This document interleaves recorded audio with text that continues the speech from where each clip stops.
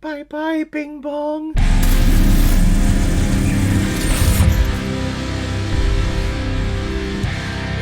Inside Out, released in 2015 and is directed by Pete Docter, who's also directed such films like Monsters, Inc., Up, and Soul. Riley is a young girl who is moving from the Midwest out to San Francisco with her family. And as things in their life get hectic, her parents look to Riley to remain focused and to remain happy with the given circumstances. And at first, Riley is finding the positive in her new living situation, but as the days go by, Riley feels overwhelmingly angry and sad and wants to move back home. This is because things are going crazy inside of her emotional headquarters, as the emotions joy and sadness have been swept away into the long-term memory section of Riley's brain and need to find their way back home with her core memories to hopefully make Riley happy again. I remember when this film came out in 2015 and everyone was raving about it. Everyone loved this thing. Everyone said that they walked out of the theater with tears in their eyes. Unfortunately, I never got to see it in theaters. And actually, I watched it many months after it was released.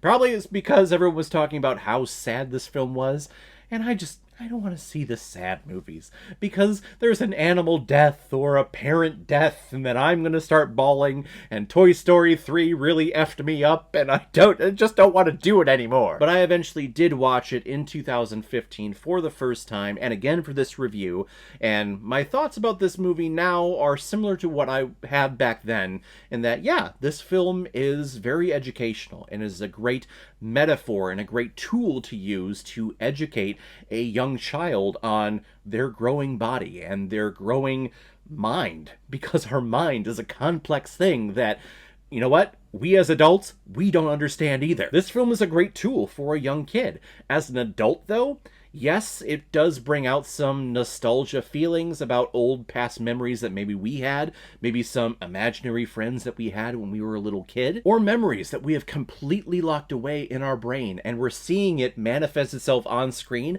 about how that's done, about how things are forgotten, how things are locked away, how things are just kind of shoved off to the side for other new memories to come in. But in terms of like an emotional connection that I had with this movie, I couldn't develop one. And that's no detriment to the movie at all. Again, I think this movie is great, but I'm also trying to connect my own personal baggage with this film and my own personal emotions and everything that I'm grasping with in my life back in 2015 and today. And I know that emotions are just more complicated than how this movie was presenting it. And again, I totally get that as an adult, I understand that, but as a kid, you really don't understand that. It's all clear lines. It's all separate, right? There is joy, there is disgust, there is anger, there is caution, and there is sadness. Those are the main ones, those are the main emotions that I need to worry about when I'm 6, 7, 8 years old. Which is why I'm excited for the sequel, which is why we're reviewing this film today, is because Inside Out 2 is coming out, and in the trailers we're getting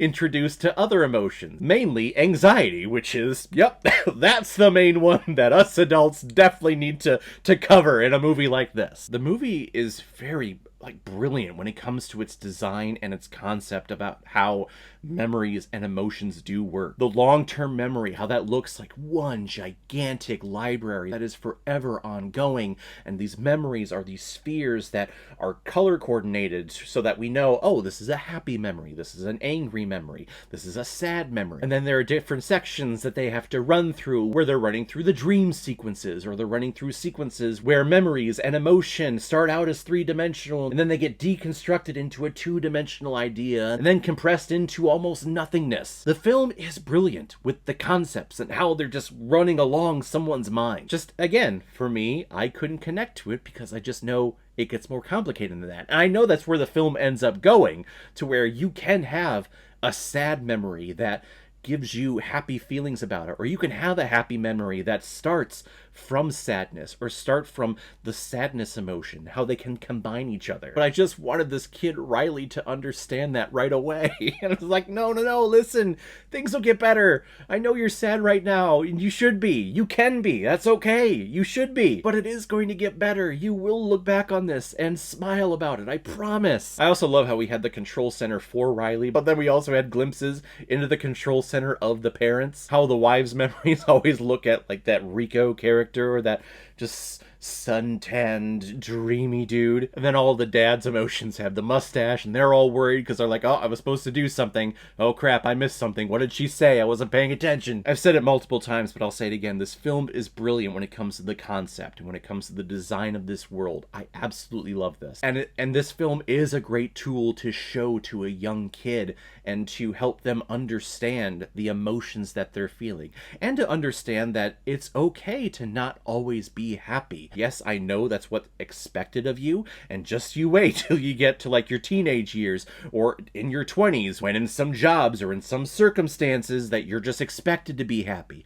But no, it's okay to feel sadness and things. It's a wonderful tool. If I had kids, I would definitely be showing them this film so that they can have a concept and a grasp of what is going on inside their head. But it is only a first chapter into this whole idea of emotion. And for me as an adult watching this, I just want a little bit more. But that's what we're getting, hopefully, in Inside Out 2, and then maybe with Inside Out 3, any other spin-off films dealing with emotions and getting more complex. I hope that happens. If it doesn't, I'm going to be extremely let down. But for this first Inside Out film, it's a great first chapter to this franchise. I'm going to give Inside Out 4 out of 5 Blu-rays. I like it a lot. So guys, if you've seen Inside Out, what did you think about it? Or if you've never seen it before and you stumbled across it because of this video, then comment below and let me know what you thought about it. And as always, if you like what you see here, if you like my take on movies, then hit the subscribe button and make sure you hit that bell till the next time I release my next movie review. So guys, I will see you next time on the channel, but in the meantime, be well, be good to each other, and go watch a movie. Take care, guys.